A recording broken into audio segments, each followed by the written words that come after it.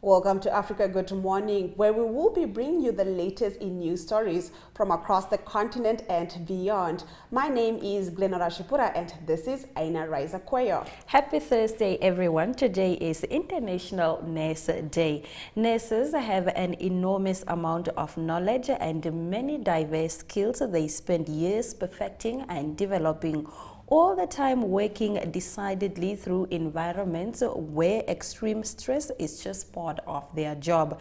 Nurses help bring new life into the world, care tirelessly for the sick and injured, and sometimes watch the patients they did everything to save pass away despite all their efforts. We definitely appreciate all the efforts done by our nurses, and we love you and we are grateful for all of that. Let's have a look at Nurses Day.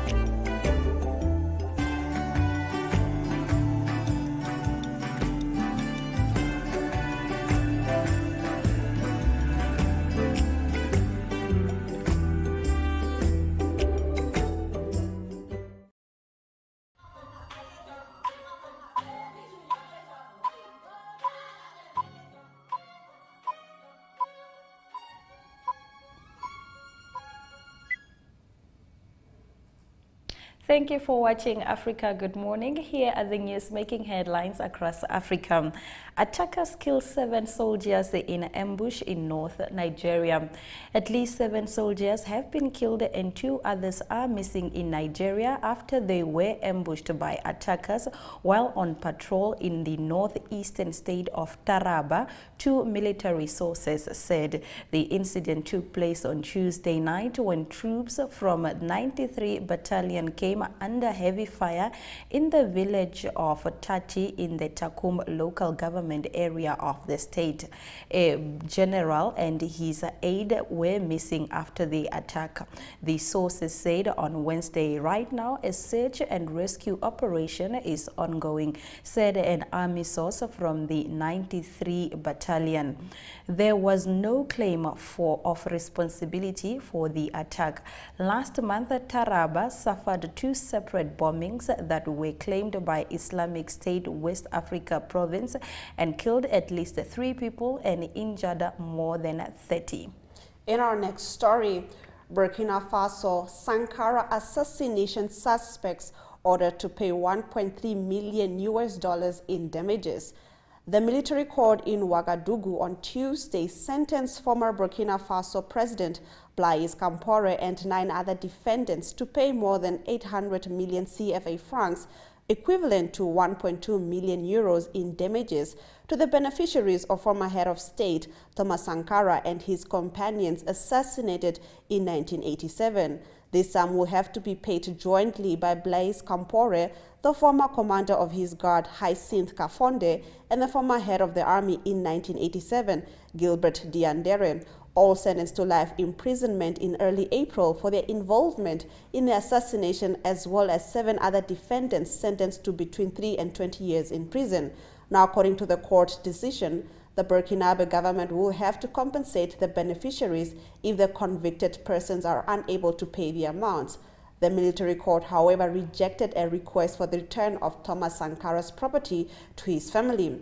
Thomas Sankara, who came to power in a coup in 1983, was killed along with 12 of his companions by a commando during a meeting at the headquarters of the National Council of the Revolution in Ouagadougou. He was 37 years old. Malawi Parliament moves to abolish death penalty. Malawi's parliament has started public inquiries in the capital Lilongwe on a proposal to abolish the death penalty following last month's adoption of a report recommending the move. It comes after Parliament mandated its Legal Affairs Committee to solicit views from the general public on the subject before potentially changing any laws. Malawi courts appeared to have abolished the death sentence in April last year after Supreme Court judge heard the petition of a convicted murderer and ruled that the death penalty negates the right to life, which is otherwise provided for under Malawi's constitution. The judge then ordered the resentencing of all cases where death penalty was handed down. However, 4 months later, the Supreme Court issued a statement saying the judge had expressed his personal opinion and the death penalty remained applicable. There have been growing calls both locally and internationally for Malawi to abolish the death penalty, especially because the country is signatory to the Declaration of the Universal Human Rights, in which the punishment is not allowed. In our next story, Tunisian Coast Guard retrieves bodies of 3 migrants, rescues 250 others. Tunisian Coast Guards retrieved the bodies of 3 migrants whose boats sank off Tunisia and rescued about 250 others in a number of separate incidents, security official told Reuters on Wednesday.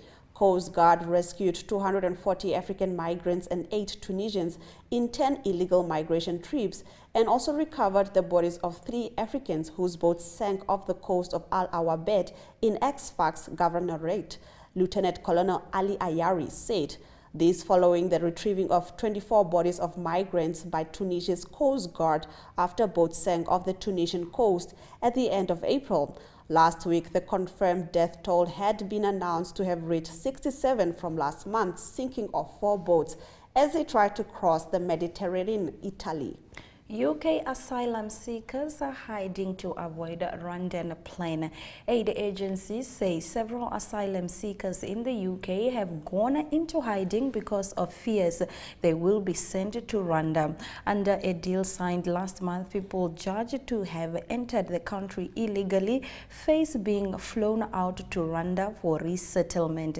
The Red Cross and the Refugee Council says the threat of removal has prompted some of those seeking asylum to self-harm. One has attempted suicide. The charities have criticized the British government's plan as a breach of duty and care. The Home Office in London says it takes every step to prevent self-harm or suicide. It also says it hopes its policies will undermine the business model of people traffickers. We'll be right back after the short commercial break with news from Nigeria.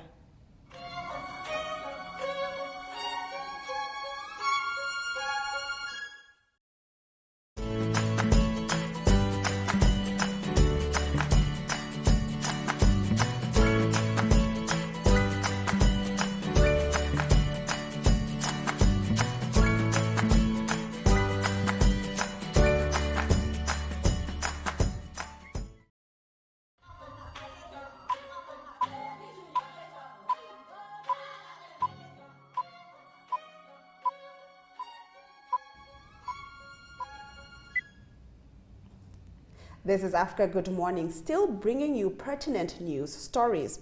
In our next story, Nigerian Airlines suspends flights over soaring fuel prices. Nigerian Airlines are to suspend all flights from Monday over rising jet fuel prices, an umbrella organization of operators said on Saturday. Now, the cost of fuel has soared worldwide since Russia invaded its neighbor Ukraine in February, and the West responded by slapping sanctions on Moscow. Now, the airline operators of Nigeria said the price of jet fuel had jumped from 190 to 700 Nigerian naira per liter. No airline in the world can absorb this kind of sudden shock from such an astronomical rise over a short period, the ON said. Now, the group said it will now cost a customer 120,000 naira for a 1-hour flight, as some unaffordable for Nigerians already experiencing a lot of difficulties. Tanzania outlines a plan to overhaul education. The government yesterday disclosed the areas that needed to be looked at in the planned reforms to improve the education sector in the country. There have been concerns that the local graduates lack necessary skills for creating their own jobs through entrepreneurship, while the private sector complains of of mismatch between the school's knowledge and the market demand. The government is now collecting views from different stakeholders as it seeks to overhaul the education sector to produce competent graduates. The Minister of Education, Science and Technology, Prof. Adolf Nkenda, told the Parliament that stakeholders should continue airing their views around policy reviews, legal framework, change in the curriculum, demand and the quality of teachers, trainers and lecturers, demand of infrastructure, as well as that of working tools. 60 Zimbabweans killed by elephants this year. In Zimbabwe, 60 people have been killed by elephants since the start of 2022, the government announced on Tuesday. With 1,000 specimens, Zimbabwe has the second largest elephant population in the world after Botswana, representing about a quarter of the elephants in Africa. Now, unlike other countries where poachers have wiped out these mammals for the ivory trade, the elephant population in Zimbabwe is growing by 5% a year. In some areas, elephants move in vast herds. They have devoured everything in the fields and are now moving onto properties, forcing people to fight back and in the process injuring elephants. Government spokesman Nick Mangwana wrote on Twitter, "Injured elephants become aggressive and uncontrollable." Mangwana said, "The issue of human-wildlife conflict has become very sensitive. This year alone, 60 Zimbabweans have been killed by elephants and 50 injured," he said. Mangwana, in 2021, 72 people were killed by elephants. Tinashe Farowo of Zimbabwe's Parks and Wildlife Management Authority told AFP there was likely to be a disaster if the elephant population is not reduced. The threat is likely to increase during the dry season when the herds will move in search of water and food, he noted, pointing out that rangers had been deployed to remove the most dangerous elephants.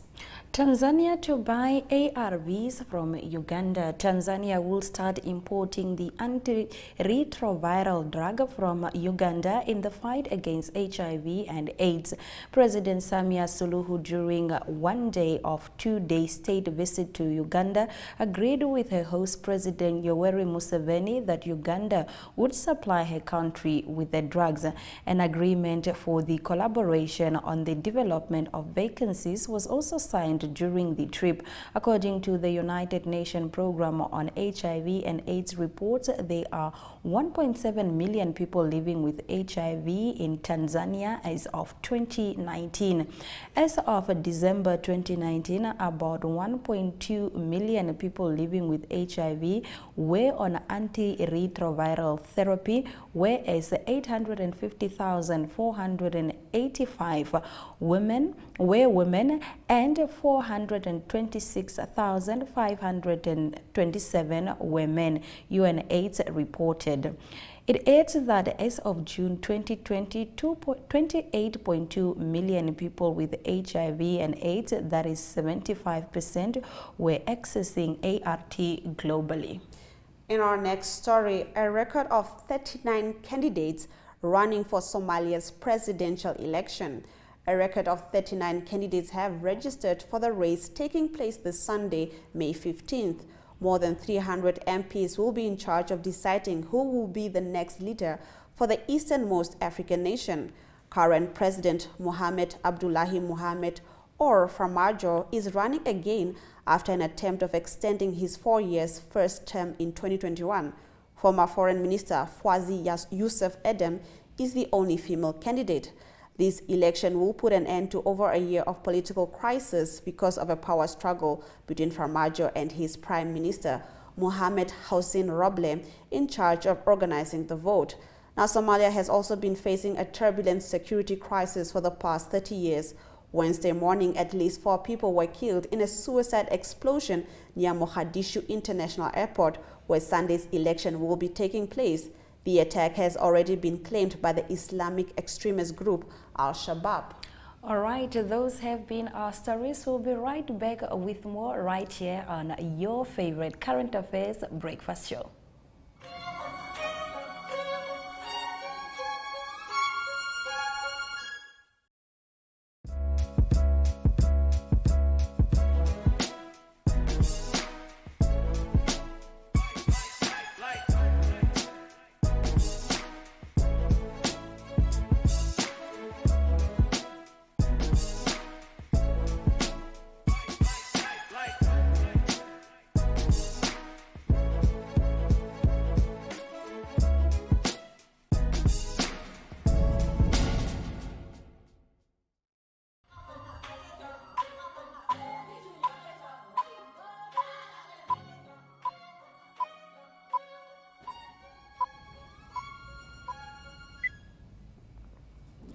Thank you for staying with Africa Good Morning. Oshuarongo Local Authority Councillor serving on the ticket of the Landless People's Movement, Sebetius Gotv, has raised issues relating to how critical matters are handled in the council meetings at the town. He says that questions posted to the council are never answered. He expressed his dismay in an interview with our colleague, Enzo Amwele. Let's take a look.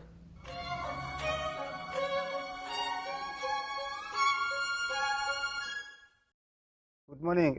I'm Sebetius Gotv, the local authority councillor for Oshuarongo municipality. I am serving on the ticket of the Landless People's Movement of Namibia. I am the member of the local authority in the sense of the additional member of the management committee at Oshuarongo Local Authority Council. I've been serving for this council for 1 year and 8 months by now. And I have picked up on certain issues that need to be addressed and can be resolved properly or amicably. I will touch based on the Sinoret, for example. Sinoret has got a controversial dividend policy currently in place, which was accepted by our Chief Executive Officer without the consent of the council, actually.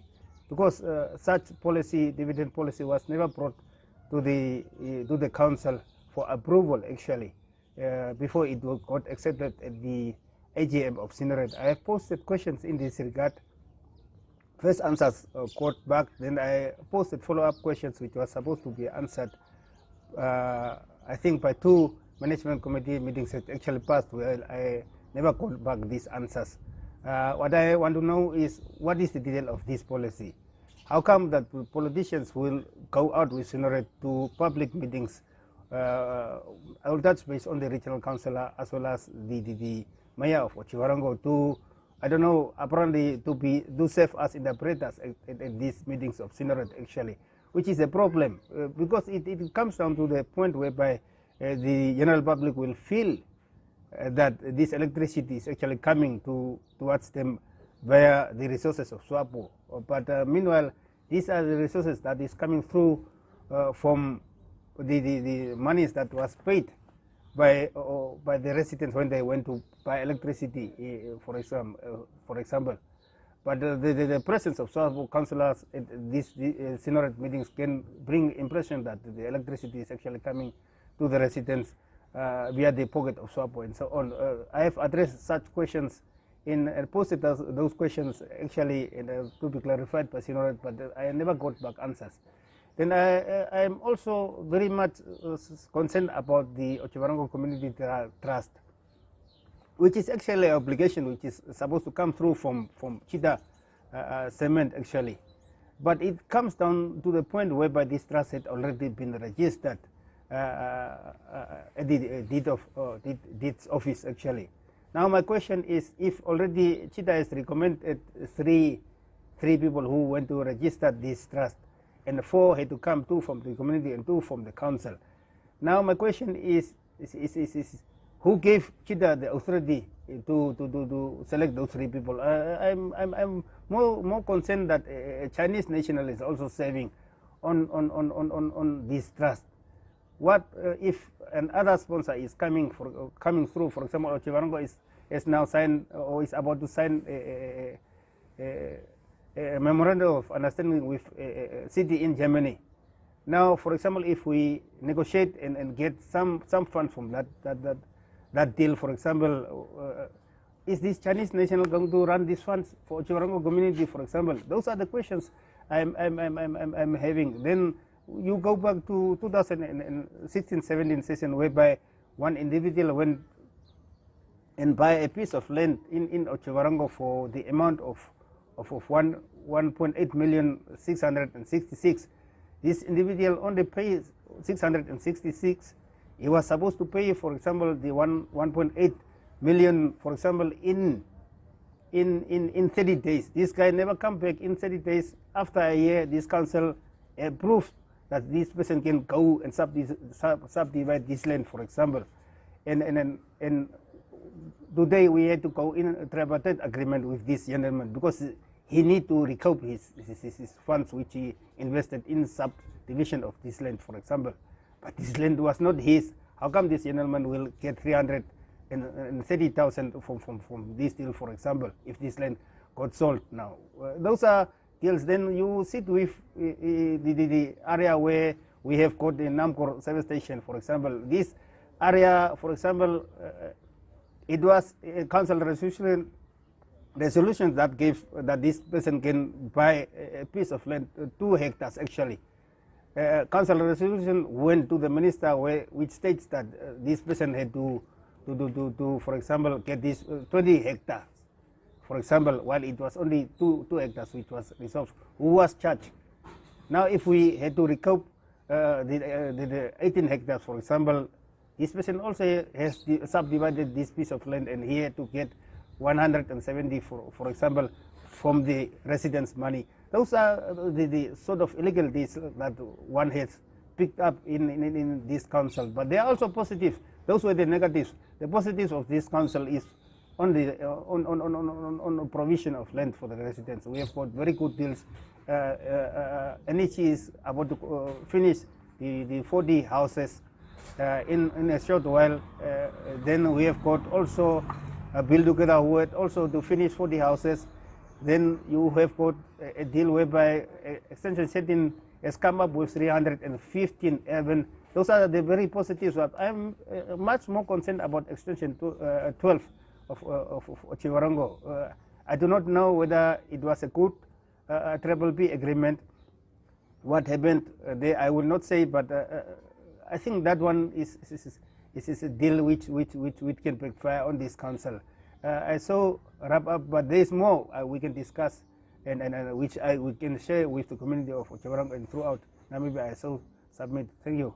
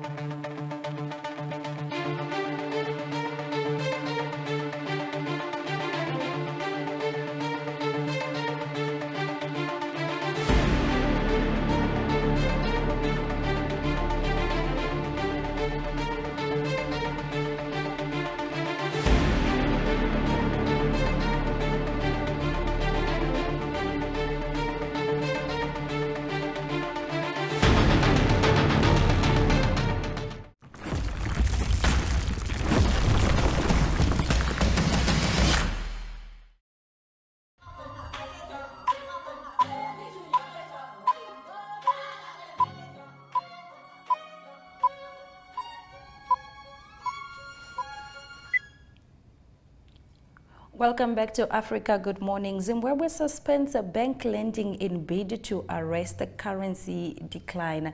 Talent Gore has this story and more. Good morning, Talent. Please take your first story. Good morning, Aina. Good morning, Glenora.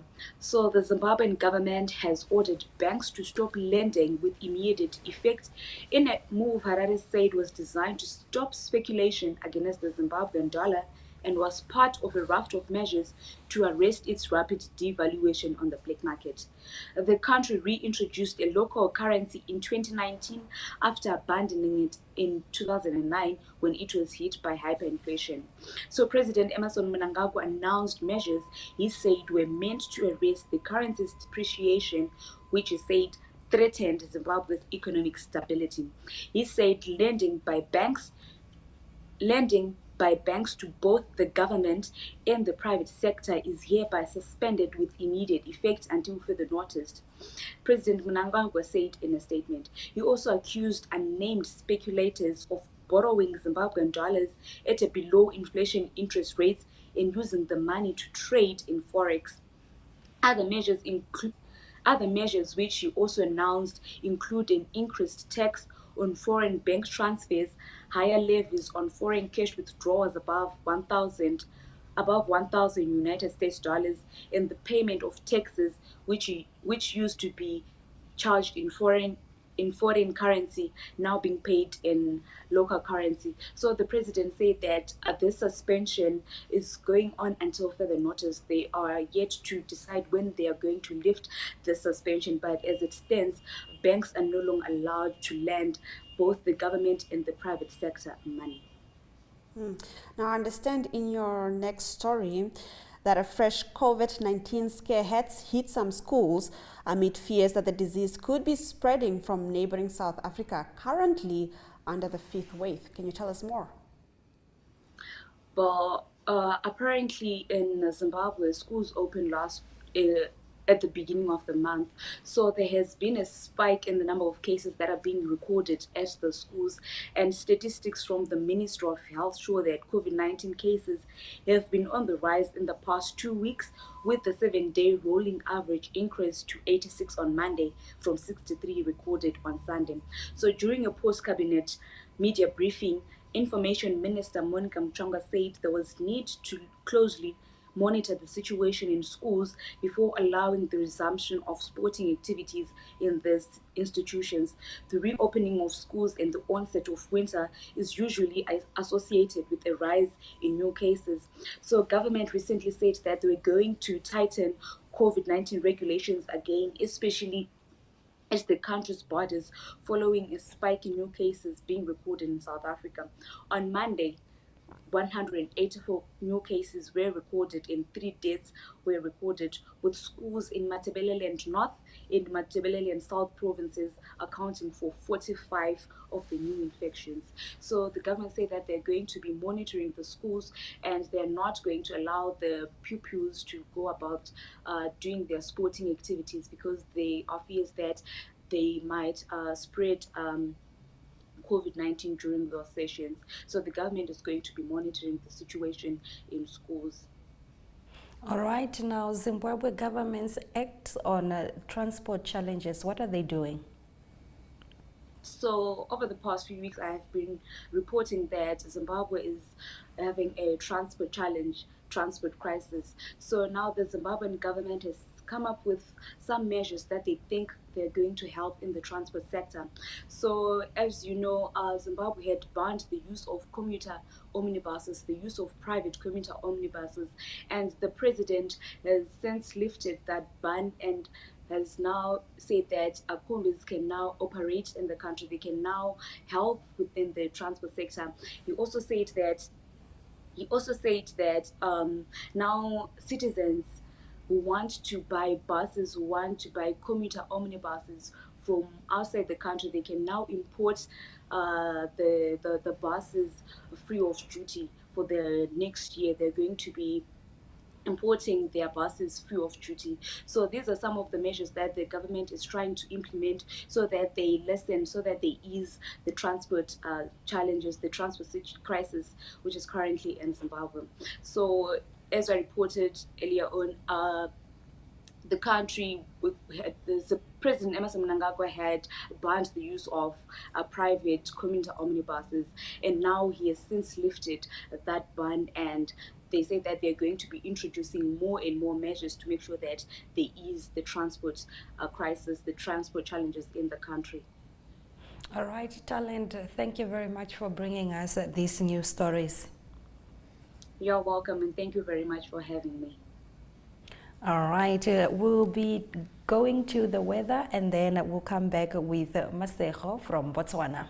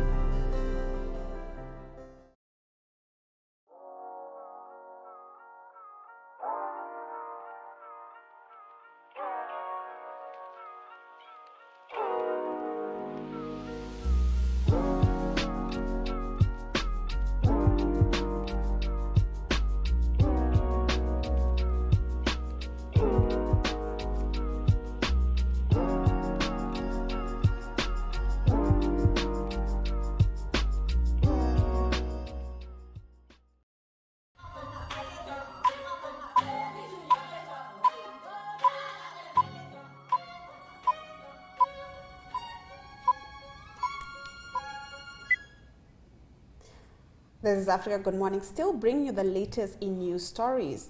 We now cross over to Botswana, Gaborone, speaking to Masego, bringing us the latest on the ground. Good morning, Masego.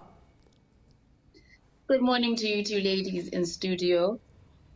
And good morning, Africa. To you. Now, Botswana population increases by 15% from 2011 census. Can you tell us more? Yes, the Botswana population has increased only by 15% since the last population census in 2011. The populations of Botswana has grown by at least less than 200,000 in the last decade alone. When sharing preliminary results of the just ended population census in Gaborone yesterday, statistician General Dr. Burton Nguni said that this reflects just a 15% population increase. He said the populations of the country is growing, albeit at a slow rate of just over 4% annually. Nguni further said, based on population size, Mogoditane is the largest village in the country, followed by Maung, then Mulepolole. The report by Statistics Botswana also revealed that Botswana in the diaspora had reduced from over 23,000 to just around 8,000. Now, a lot of people took to social media to implore Botswana to go for increase and multiply. I don't know how I feel about that. Rather have people come in and force people to have children they may not be able to support. I hear what you mean, Masego. Now, Lesayame Pitseng is safe from content of charges on the CKRG case. Please tell us about this. Yes, this is a follow-up for a story I shared just recently about a man trying to bury his father in his native land. The Gaborone High Court has granted a stay of execution of its judgment against the burial of a Mosaraman Piteng Berekwe outside of the Central Kanakadi Game Reserve.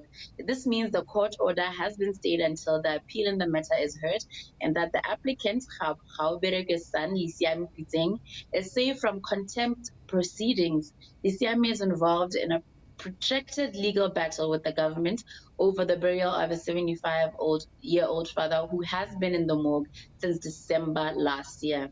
While the family wishes to enter the remains of their father at his place of birth in Mitiamanong inside the CKGR, Judge Itumeleng Sohopola agreed with the state that Bereke was not residing inside the game reserve at the time of his death, and that he was not one of the 189 beneficiaries of the Roy Sisana court case of 2006.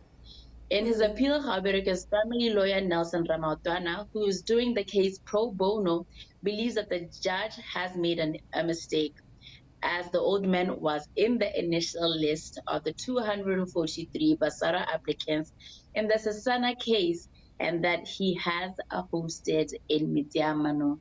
Still very concerning news, as just to know that there are Botswana who have to fight so hard just to get access to their land is very disappointing. But it is an interesting development in the case, and thank you for bringing us that. Now, in your next story, I understand that the government to untap mineral resources further, according to President Masisi. Can you tell us more? Yes, just this week, the government said that it is completing a project that will bring coverage of geological mapping to 90% nationwide, with an aim to unlock untapped minerals, prospects that can drive new investments in mining. Speaking at the ongoing mining endeavor in Cape Town, South Africa, President Mokgweetsi Masisi said this mapping project covers parts of Botswana that have in the past remained largely unexplored due to sand cover and remoteness. Masisi thus employed mining investors to consider coming to Botswana to carry out exploration and mining projects in these new terrains. Approximately 25% of Botswana land area is covered by the pre-Kalahari geological formations, where all of the current operating mines in Botswana have been discovered. However, about 75% of the country is unexposed. Very interesting news indeed. Although I do question now that the value of minerals, especially diamonds, is going down as the surge in I don't want to call them fake diamonds, but imitation diamonds goes up if this will be a well-vested investment indeed. Yeah, I think only time will tell. Thank you so much, Masego, for bringing us those pertinent news stories. Thank you for having me, and enjoy the rest of your week. All right, we now cross over to economic news right after the break.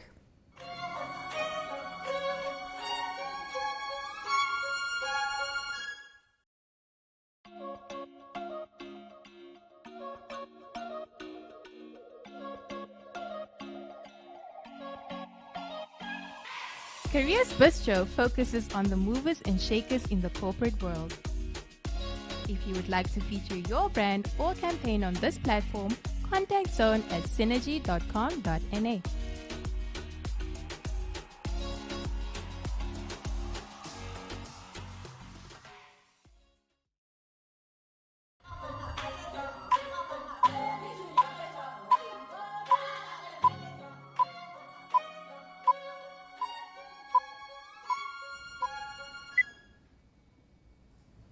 It's a beautiful Thursday right here in the capital city of Windhoek, and we are bringing you the economic news. Ethiopia launches a 5G network. Ethio Telecom, the state-owned telecom service provider in Ethiopia, on Monday launched 5G mobile phone service, making Ethiopia among the leading few African countries, including Kenya in the Eastern Africa, to roll out the technology. According to Ethio Telecom, the network will be available on hotspot areas in the capital Addis Ababa, including in the areas around Ethio Telecom's head office and at the premises of Bole International Airport, before being expanded to cover other parts of the country.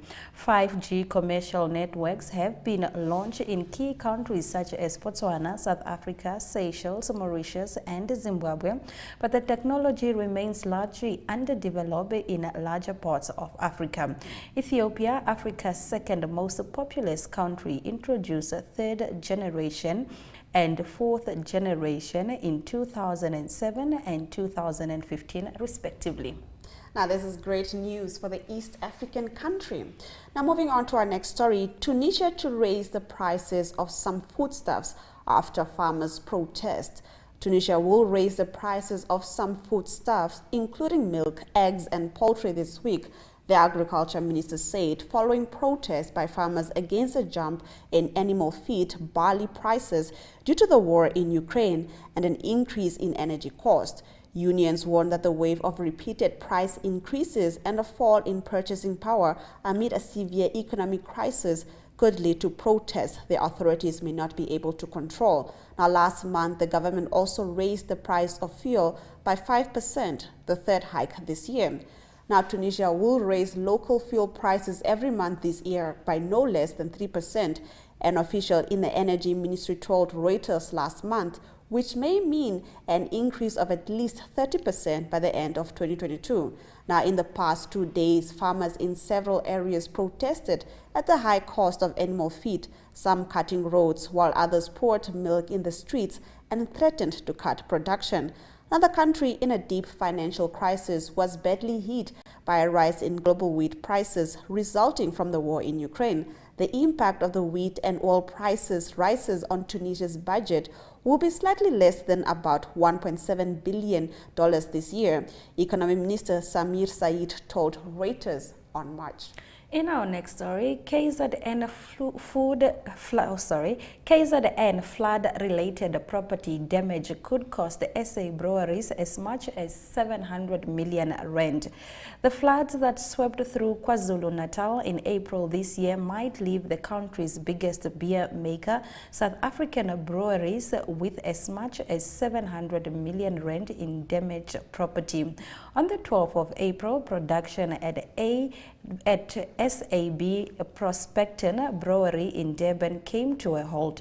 The brewery, which operates on a 24-hour schedule throughout the week, was one of the several South African business operations that were impacted by the flood that swept through the province. SAB's plant manager Radia Viad told Fin24 that in just one day 300 millimeters of rain fell in the the Ispingo area where the facility is based. That caused the canal surrounding the plant to fail to channel water into the ocean because it was clogged with sand. Consequently, the water was driven back into the first floor of the 3-story brewery. On to our next story. Zimbabwean farmers hope for a wave of cannabis boom. Zimbabwean farmers are looking to cash in on a global boom in medicinal cannabis, face a litany of cost and regulatory barriers, but growers like Munyayaradzi Nayanungo are betting it will boost their fortunes after decades of economic decline. Now, the Southern African country became one of the first in Africa to legalize the production of medicinal cannabis in 2018, hoping for a fresh income stream of badly needed export dollars, and has issued 57 licenses. Now, with finances coming in from foreign companies like US-based King Kong Organics, black farmers like Nyongongo, 35, who have struggled to prosper in a moribund economy, are looking to branch out from traditional crops like tobacco into cannabis. Now, the global cannabis industry could be worth $272 billion by 2028, according to Barclays analyst. And Zimbabwe's Finance Minister Mutuli Nkube has said the country wants at least $1 billion of that, more than it currently makes from its top agricultural export tobacco.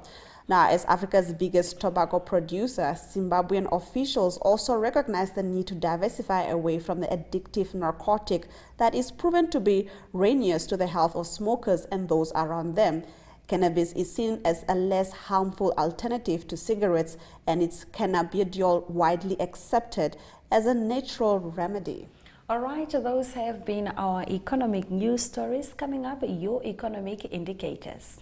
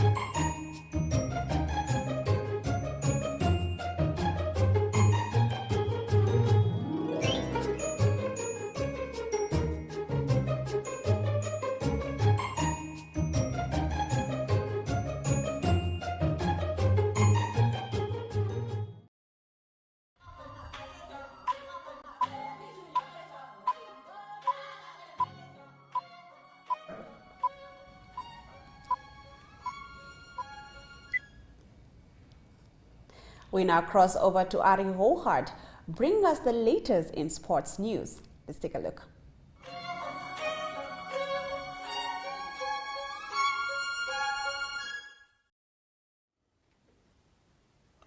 Good day, everyone. It's time for international sport and looking first today at soccer news, and it's still the English Premier League that's a high priority. Very tight at the top, and still the fight between Liverpool and Manchester City for who's going to win. Latest game was Liverpool that had a good result against Aston Villa. That was an away game for them. They beat them by 2-1.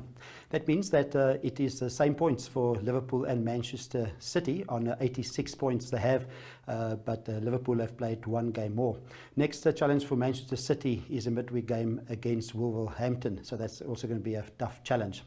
Lower down on the list, Chelsea is on 67 points, Arsenal on 66, and then Tottenham Hotspur on 62. So there's also a big fight for the top 4. That's also quite lucrative for the Champions League for 2020, for the next year coming up. And a big game coming up for that battle for top 4 would be Thursday, and that is going to be Tottenham Hotspur playing Arsenal. So that will be a massive decider in who takes top 4 in the English Premier League.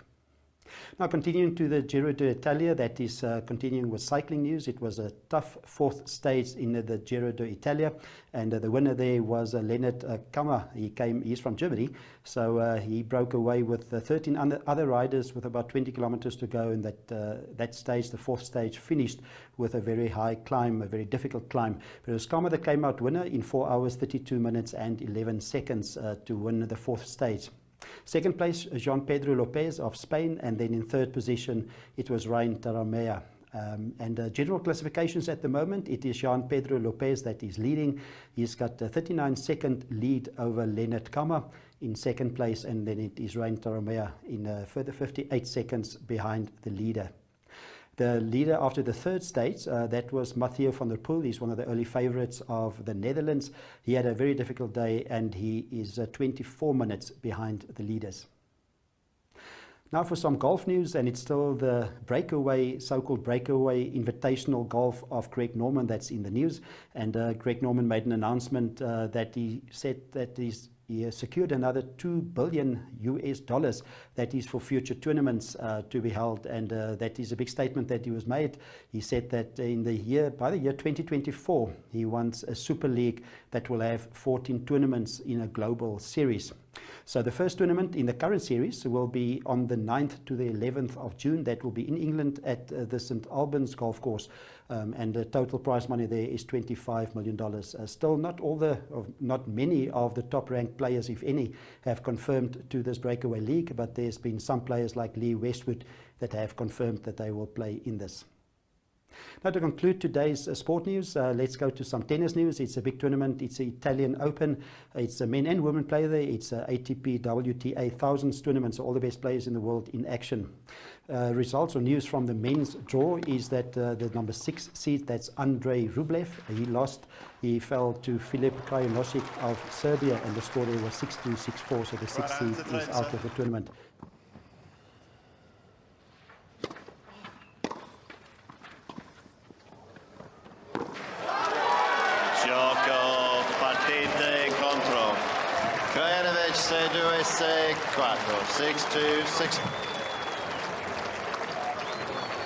Number 1 seed Novak Djokovic, he's still in the tournament. He beat Arjan Karatsev by 6-3 and 6-2. And also Casper Ruud, the number 3 seed, he's also through to the tournament. He beat Botic van de Zandschulp to go through to the next round. In the women's draw, there was also a big seed that fell away. That was Emma Raducanu. She's also the US Open champion. She lost to Bianca Andreesova. She's from Canada. And that score there was 6-2, and then it was 2-1 in the second set when Raducanu had to withdraw with an injury. Ons Jabeur, that won the Madrid Open the previous weekend. She's also in the next round. She beat Serena Christie by 6-love and 7-6. So that's the international sports news for now. Hope you have a great sporting day, and we talk again tomorrow. Goodbye.